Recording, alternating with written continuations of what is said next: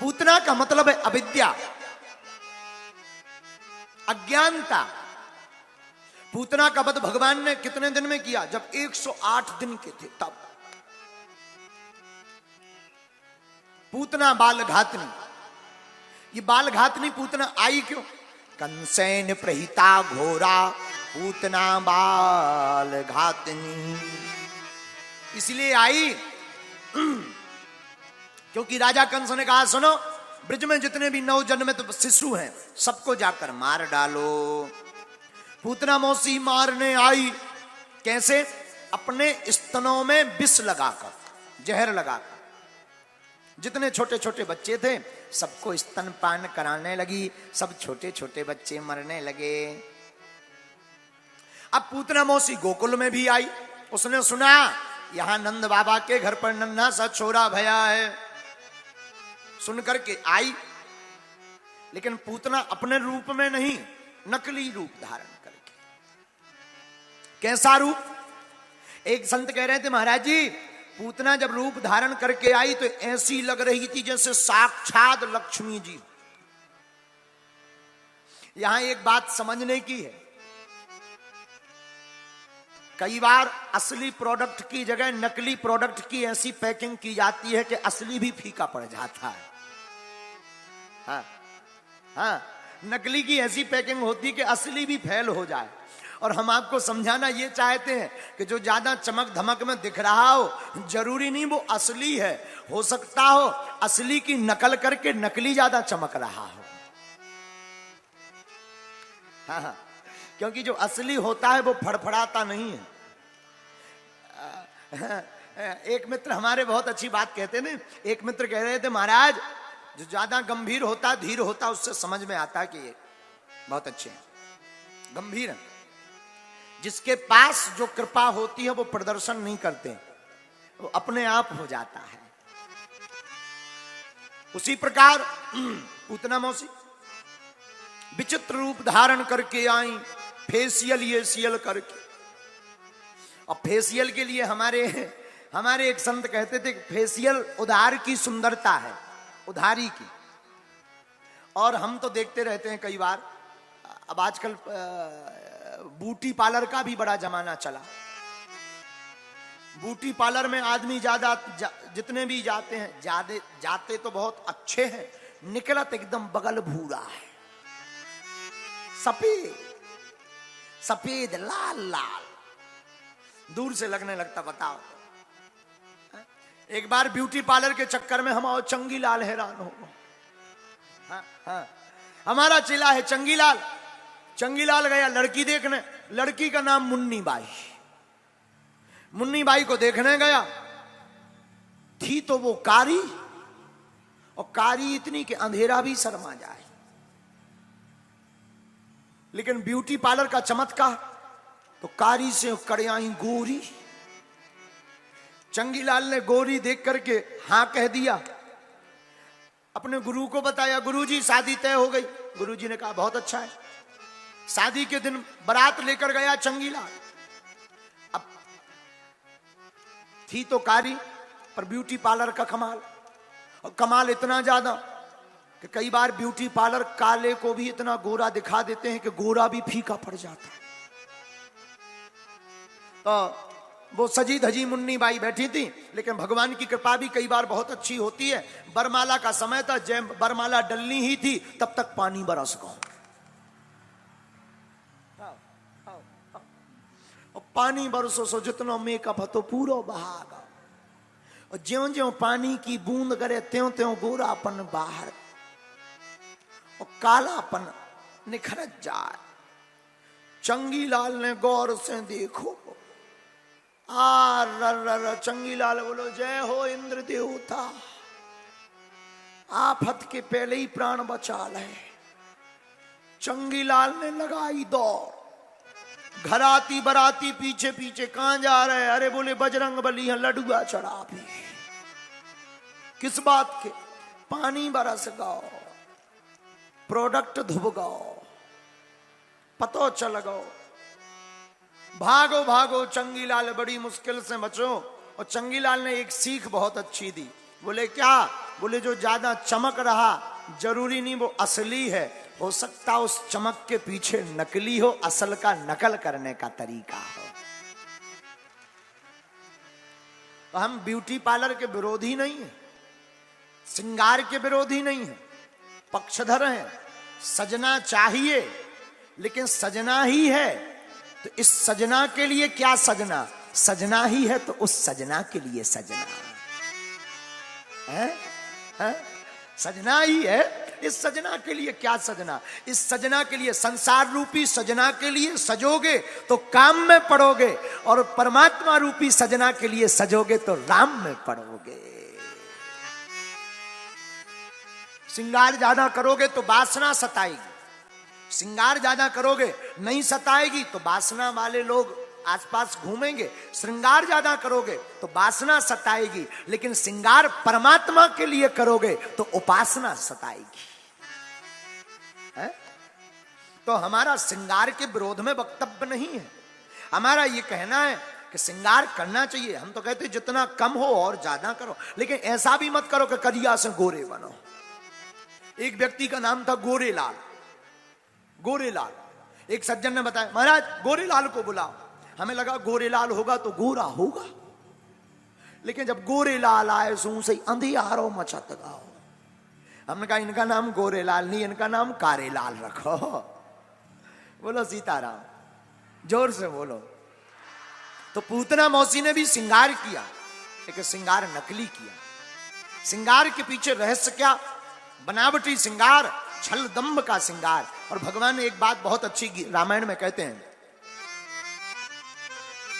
निर्मल मन जन सो मोहि पावा, निर्मल मन जन सो मोहि पावा, निर्मल मन जन सो मोहि पावा, निर्मल मन जन सो मोहि पावा, मोहि कपट छल चित्र न भावा, मोहि कपट छल चित्र न भावा, मोहि कपट छल चित्र न भावा, मोहि कपट छल चित्र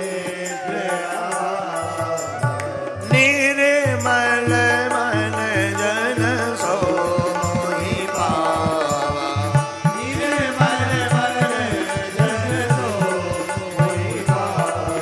बोलो श्री राम जय राम जय जय राम, बोलो श्री राम जय राम जय जय राम, बोलो रघुपति राघव राजा राम, पतित पावन सीताराम, रघुपति राघव राजा राम, पतित पावन सीताराम, निर्मल मन जन सो मोहि पावा, निर्मल मन जन सो मोहि पावा। भगवान को वही प्रिय है जिसका मन निर्मल है, मन बचपन का जिसका हो। भगवान को वही, अच्छा बचपन का क्यों, बोले निश्चल निर्मल, निर्मल मन वाले को ही श्री हनुमान जी मिलते हैं, निर्मल मन वाले को ही भगवान मिलते हैं, जिसका मन निर्मल होता। लेकिन कई लोग बनावटी रंग के ढंग के इस दुनिया के बाजार में पड़े रहते हैं। कई लोग तो बोलते भी बनावटी, हमने तो कई लोगों को देखा है, वो तो बोलते भी बनावटी, हंसी भी बनावटी। हमसे एक सज्जन कह रहे थे महाराज जी आप थोड़ा गंभीर हुआ करो, आपको लोग देखते हैं। हमने कहा देखो भाई हम जैसे हैं हम वैसे ही रहते, हम सुधार नहीं पाते और हो ही नहीं पाता, अभिनय हमसे होता नहीं, हम जो हैं सो हैं, बाकी हनुमान जी जाने। बोले क्यों, हमने कहा कि बनावटी ढंग में 2 से 3 घंटा बाद दिमाग पे बोझ पड़ जाता है, लेकिन जो है वैसे जिंदगी भर बने रहो, कोई बोझ नहीं लगता है। एक बात और, झूठ को याद करना पड़ता है। जैसे तुमसे पूछो कितने पुत्र हैं, अगर तुम्हें झूठ बता दिए 3 हैं 2, तो तुम्हें याद करना पड़ेगा कि अमुक व्यक्ति को झूठ बोला था 3 बताए थे। तो तुम्हें याद करना पड़ेगा, लेकिन सत्य को याद की आवश्यकता नहीं है। सत्य जो होता है कितने दो, कोई जल्दी में भी पूछे कितने दो, सोच तुरंत मुंह से निकल आता है। उसी प्रकार असली और नकली है। नकली बनावटी आप रूप बनाओगे तो आपको संभलना पड़ेगा, लेकिन अगर असलियत में जिंदगी जियोगे तो आपको नहीं संभलना पड़ेगा, अगल बगल वालों को आपसे संभलना पड़ेगा। यही पूतना मौसी। कंसेन प्रहिता घोरा पूतना बाल घातिनी। पूतना मौसी रूप धारण करके आई जसोदा मैया के पास। अरे बहन राम राम। हाँ जी राम राम राम राम राम राम। अरे बहन मैंने सुनो जा उम्र में भी तेरे घर पे छोरा है गो। हाँ बहन भगवान की कृपा। पर यशोदा मैया बोली मैंने तो पहचानो ना है बहन। अरे मोए ना है पहचानो, मैं तेरे दूर की रिश्तेदार नहीं लागू। हे भगवान, रिश्तेदार नहीं लागे तो आज तक तो ना है दिखानी तू, ना शादी में दिखानी, ना कोई त्योहार पे दिखानी, आज रिश्तेदार नहीं बन के आए गई। अरे बहन मैं क्या बताऊं, मैं बड़ी दूर रहूं, शादी के समय आ नहीं पाई, मोए क्षमा करो। आज जब मोए पतो लगो कि तुम्हारे घर पे छोरा है गो, सोई में बधाई देने को आ गई हूं। अच्छा आजे बाबा आओ आओ बैठो। लाला कहाँ है? जसोदा मैया बोली वो तो अभी पल्ला में सो रहा है, अभी मत जाना, अभी मत परेशान करना। हाँ तू चिंता मत कर बहन। ऐसा माया का चक्कर चलाया पूतना मौसी ने, जसोदा मैया को व्यस्त कर दिया। और भगवान कृष्ण जिस पल्ले में सो रहे थे, भगवान के पास पूतना मौसी आई। भगवान पहले तो जाग रहे थे, परंतु पूतना मौसी को आते देख भगवान ने अपनी आंखें बंद कर ली। क्योंकि आंखें क्यों बंद की? कारण सुनो विद्वान लोग। पहला कारण, भगवान ने सोचा पूतना मौसी है अविद्या, और लोग हमको कहते हैं आप विद्या के भंडार, हमारे सामने अविद्या टिकेगी नहीं, क्योंकि हम अविद्या का नाश कर देंगे। पूतना मौसी का पोल खुल जाएगी, असली रूप में आ जाएगी, मैया डर जाएगी। सोई भगवान ने अपनी आंखें बंद कर ली। दूसरा कारण सुनो, भगवान ने सोचा हम आए तो हैं माखन मिश्री खाने, लेकिन पूतना मौसी जी जहर पिला रही।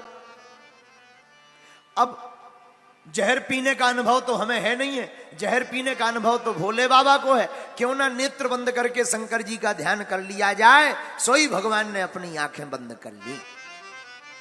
अथवा तीसरा कारण, भगवान ने आंखें क्यों बंद की? तीसरा कारण सुनो। भगवान ने सोचा लोग कहते हैं कि हमारी आंखों में जादू है, और सच बात है, गीतकार भी कहते हैं और भागवत भी कहती है कि भगवान की आंखों में जादू है। और एक गीत तो बहुत अच्छा है, जादू भरी तेरी अखियां जिधर है।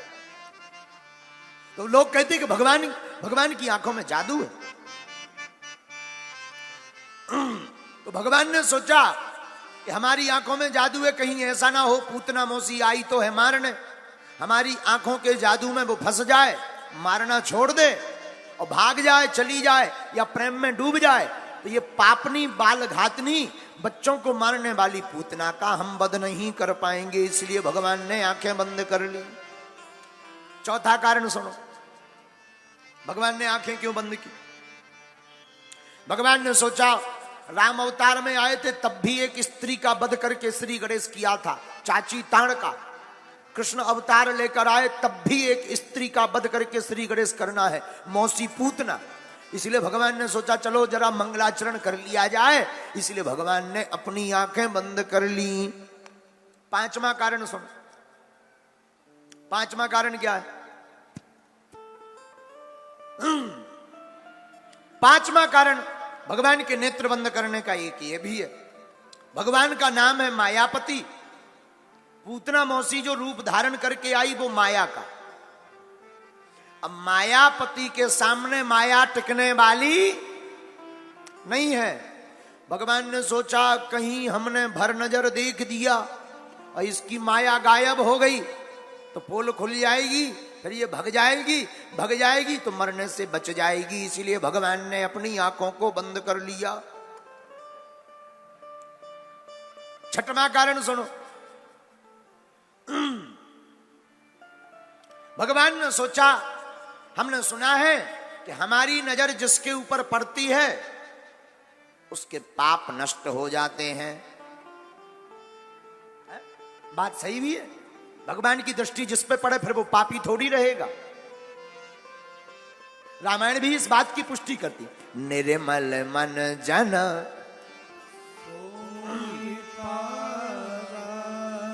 एक तरफ कहती कि मन निर्मल हो तो पाप नष्ट हो जाएंगे, भगवान मिल जाएंगे, लेकिन दूसरी तरफ गोस्वामी जी रामायण में फिर कहते सन्मुख हो ही जीव मोह जब ही जन्म कोटि अघ नासै तब। सामने कोई भी जीव पड़ जाए सोई उसके सब पाप नष्ट हो जाते हैं। भगवान ने इसलिए अपने नेत्र बंद कर लिए। पूतना मौसी ने भगवान को गोद में लिया, लगी खिलाने और अपना स्तनपान कराने लगी। भगवान स्तनपान करते करते दूध पीते पीते पूतना मौसी के प्राणों को खींचने लगी। सोई पूतना मौसी चिल्लाने लगी, ना पूत छोड़ दे छोड़ दे छोड़ दे। भगवान बोले काऊ मौसी जी कैसी रही, अब कितना भी चिल्लाओ छोड़ दे छोड़ दे। हमारी आदत है, एक तो हम किसी को पकड़ते नहीं, पकड़ते तो हम फिर छोड़ते नहीं है। भागी भागी पूतना मौसी मथुरा की तरफ जाने लगी। भगवान ने सोचा ज्यादा दूर आ गए, सोई भगवान ने पूतना मौसी के प्राणों को खींच लिया और 6 कोस का भारी शरीर लेकर के पूतना मौसी धड़ाम से पृथ्वी पर गिरी और हो गया गोविंदाय नमो नमः। बोलो बाल कृष्ण लाल की जय। और पूतना मौसी मर गई। नंद बाबा गए थे मथुरा। इधर यशोदा मैया ने ठाकुर जी को देखा पर भवन में कन्हैया नहीं दिखाई पड़े। रोने लगी मैया, जगह तगह खोजा गया। मथुरा की गली में भारी राक्षसनी के ऊपर ठाकुर जी खेल रहे और भगवान खेलते खेलते पूतना मौसी के ऊपर हाथ फटकारते हुए बोले कहो मौसी जी जय जय हो गई। आनंद ले रहे। आहा। इधर यशोदा मैया ने देखा कि लाला तो कहीं है ही नहीं, परेशान हो गई मैया। सर्वत्र देखा, भगवान नहीं दिखाई पड़े, ठाकुर जी नहीं दिखाई पड़े। सोई यशोदा मैया रोने लगी। सब गोपियां आ गई। अरे मैया काहे को रो रही बड़ी जोर जोर से। का बताऊं बहनों, मैंने अबे हाल अपनी लाला को पल्ले में पोड़ाव हो तो स्वभाव हो तो। एक देवी जी आई, बाके बाद लाला को पतो ही नहीं कहां गो। छोटे छोटे छोरा भागते भागते आए, मैया मैं बताऊं कहां है। हाँ, वहां भारी बड़े शरीर के ऊपर कन्हैया खेल रहे हैं ठाकुर जी। सब भागी भागी गए। भगवान पहले तो खेल रहे थे, लेकिन माता जी को आता देखा, सोई भगवान रोने लगी। माता जी ने गोद में उठा लिया, गोद में उठाया। हे नारायण भगवान रक्षा करो हमारे बालक की, हे गौ माता रक्षा करो, हे नारायण भगवान चक्र सुदर्शनधारी रक्षा करो। अब भगवान मनी मन बड़े हंस रहे, माता जी हमारे नाम से हमारी ही रक्षा करवा रही हैं। धन्य है माता जी। पर माताओं का भाव है, ठाकुर जी बड़ी लीला करते हैं। अब सब गोपियां और जसोदा मैया सोचने लगी, हे भगवान इतनी बड़ी राक्षसनी मरी कैसे होएगी। एक गोपी बोली हम बताएं। हाँ बताओ। छोटे छोटे छोरा बोले नहीं हम बता रहे। हाँ बताओ, तुम बताओ कैसे मरी होगी। मैया ये अपने लाला को लेकर जा रही होगी मथुरा लेकर जा रही होगी। जाके पांव में लग गो होएगो उचट्टा और पत्थर लगने के कारण धड़ाम से गिर के मर गई राण पूतना। हाँ ऐसे मरी होएगी। सोई जसोदा मैया कान पकड़ के बोली, अरे है इतनी बड़ी राक्षसनी कहूं उचट्टा भरते मरे, भाग जा। अब सबके मन में विस्मय है कि मरी कैसे होएगी। इतने में नंद बाबा आ गए मथुरा से। महाराज आप ठीक आ गए, देखो तो भारी बड़ी राक्षसनी मर गई, पता नहीं कैसे मर गई। सोई नंद बाबा बोले जय हो हनुमान जी महाराज। बोले क्यों? बोले हमको मथुरा में ही पता लग गया था कि हमारे लाला के ऊपर काऊ संकट आने वालों है, और ये बात वसुदेव जी ने हमको बता दी थी। और जहां उन्होंने बताई कि हमारे छोरा के ऊपर एक संकट आने वाला है, सोई हमने हनुमान जी के नाम का जाप करना शुरू कर दिया। और धन्य है हनुमान जी।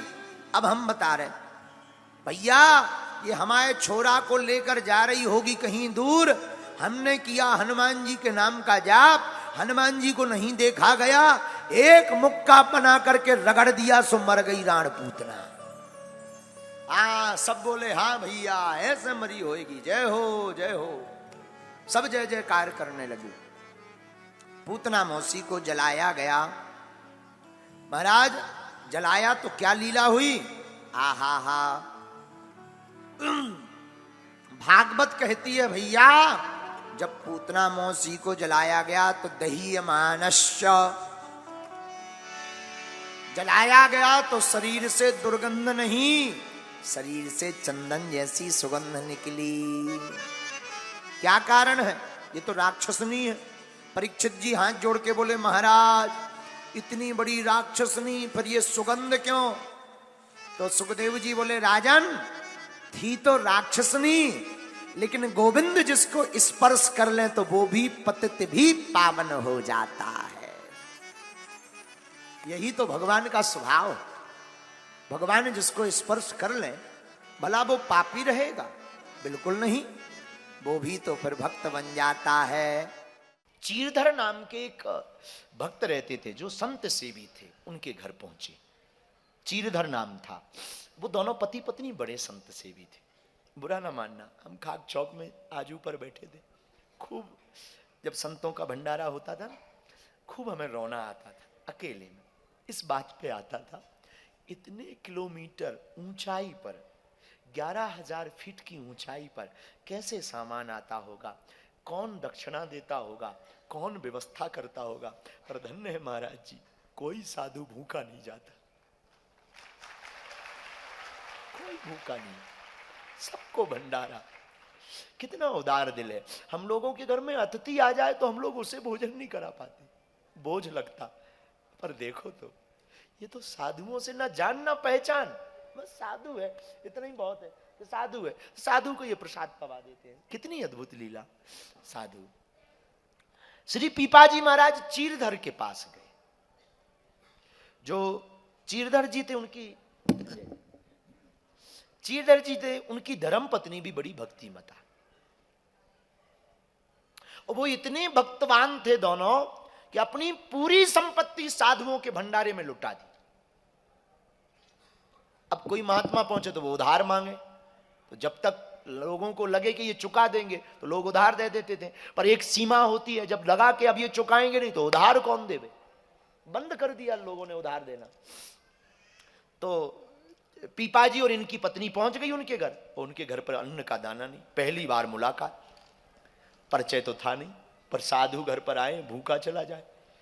तो चीरधर अपनी पत्नी के पास गया और बोला कि आज क्या अतिथि को संत को खवाएंगे। पत्नी बोली महाराज कुछ भी नहीं, कुछ नहीं बचा है, क्या किया जाए। बोले एक काम करो, धन सब चला गया, मेरा सोना भी चला गया, यहां तक कि आपने मेरी साड़ियां भी गिरवी रख दी। अब मेरे पास 2 चीजें बची। क्या? मेरे तुम बाल काटो, बाल की जोटी बनाकर किसी सेठ को दो, कुछ तो मिल जाएगा।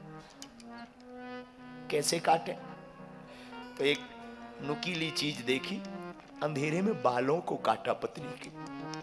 कहीं खून बह गया, कहीं वो नुकीली चीज लग गई। पर पत्नी का, स्त्री का श्रृंगार बाल है, केस। स्त्री का श्रृंगार केस है, पर चीरधर की पत्नी से सीखना, उसने पूरे बालों को कटवा लिया। सिर में चोट लग गई, पर पति को कहा सुनो साधु भूखा ना जाए, जल्दी से लेके आओ। थोड़े से चावल मिले, लेके आए, पर उतने में चलेगा क्या, शाम का भोजन कैसे होगा? तो पत्नी ने कहा एक उपाय है, मेरे तन पे जो कपड़े हैं वो बेच दो। पर तुम कैसे रहोगी? मैं निकलूंगी नहीं, कोने में छिपी रहूंगी, पर साधु भूखा नहीं जाना चाहिए। चीरधर की आंखों में आंसू आ गए, पत्नी के चरणों को पकड़कर बोले तू धन्य है, बड़ी धन्य है, मैंने बहुत देखे पर तू मेरी अर्धांगिनी धन्य है, धन्य है। चीरधर जी रो पड़े और पत्नी के पूरे कपड़े निकालकर सेठ को बेचे, पूरे कपड़े निकालकर सेठ को बेच दिए और लाए चावल, चावल लेकर के आए। इधर चीरधर की पत्नी कोने में अंधेरे में छिप गई, क्योंकि कपड़ा तन पे नहीं है, दिखूं कैसे। चावल बनाया तो चावल बनाकर पीपाजी महाराज को परोसा, लीजिए पाइए। तो पीपाजी ने कहा कि भक्तराज तुम्हारी कुछ देर पहले पत्नी दिख रही थी, अब तुम उसको भी बुला लो, वो भी साथ में प्रसाद पा ले, भोजन कर ले। तो चीरधर जी ने हाथ जोड़ के कहा भगवान क्षमा करो, क्षमा करो, वो बाद में पा लेगी, आप पाओ, आप पाओ, वो पा लेगी। नहीं नहीं नहीं, हमारी आदत है, हम सब बैठकर भोजन करते हैं, तुम बुलाओ उसको। चीरधर कहते हैं भगवान वो नहीं आ पाएगी। पीपाजी ने डांट के हुए अपनी पत्नी को कहा कि जाओ तुम ले आओ। चीरधर गली में खड़ा हो गया, मत जाओ अंदर, एक तरफ हो, हम ऐसे भोजन नहीं करेंगे जब तक तुम्हारी पत्नी साथ में नहीं बैठेगी। क्या हुआ, आवाज भी नहीं आ रही, कहां गई? जब पीपाजी की पत्नी अंदर गई तो कोने में लुकी छिपी रो रही थी, बाहें पकड़ी, क्या बात है, ये तुम्हारे कपड़े कहां गए, कपड़े कौन ले गया? चीरधर की पत्नी कहती है बहन हमारे घर पर खाने को कुछ नहीं था, आपका भोजन कैसे कराएं, तो हमने अपने कपड़े ही बेच डाले हैं। हो पीपाजी महाराज की पत्नी सीता सहचरी की आंख फट गई, धार कर रो पड़ी, धन्य है तू, धन्य है। जो कौपीन, जो वस्त्र पहन रखा था, वो आधा कपड़ा शरीर को लपेट दिया, प्रणाम करके चीरधर को कहा हमने बहुत साधु से भी देखे और तुम्हारे जैसा नहीं देखा। भगवान आपको बताएं, ये कथा हमने भक्तमाल में पढ़ी, जितनी बार पढ़ी उतनी बार शरीर हमारा ठिकाने नहीं रहा। बाद में चीरधर को भी ठाकुर के दर्शन हुए और पीपाजी को भी गोविंद के दर्शन हुए। जब संतों की जमात बैठी भोजन पाने, 4-5 और महात्मा आ गए, रोज की आदत थी भंडारे की, और जहां भोजन पाने महात्मा बैठे और प्रसाद लगाया, उन्हीं बीच में चतुर्भुज रूप लेकर के नारायण खड़े हो गए। चीरधर बुलाओ अपनी पत्नी को, आज का प्रसाद पाकर मैं धन्य हो गया हूं। गोविंद भी कहते कि धन्य हो गया हूं। साधु, हमने कहा ना गुरु कृपा जिस पर हो जाए, गोविंद को वो फक्करपन में भी पा सकता है। ये बहुत जरूरी नहीं है कि हमारे पास में संपत्ति या पदार्थ हो, ये बहुत जरूरी नहीं है कि हमारे पास में पदार्थ हो तो गोविंद मिलेंगे। तुम्हारे पास जो है वो भगवान को समर्पित करो, भगवान उसमें भी तुमको दर्शन देंगे। इसलिए चौपाई बड़ी प्यारी हम लोगों ने ली गुरु कृपा के ऊपर। हम तो क्या बताएं अब आपको, हमने तो जो भी पाया ना, सच बताएं, जो भी हमने पाया वो गुरु कृपा से ही पाया है। लोग हमारे पास आते हैं कि आपके पास में है क्या चमत्कार।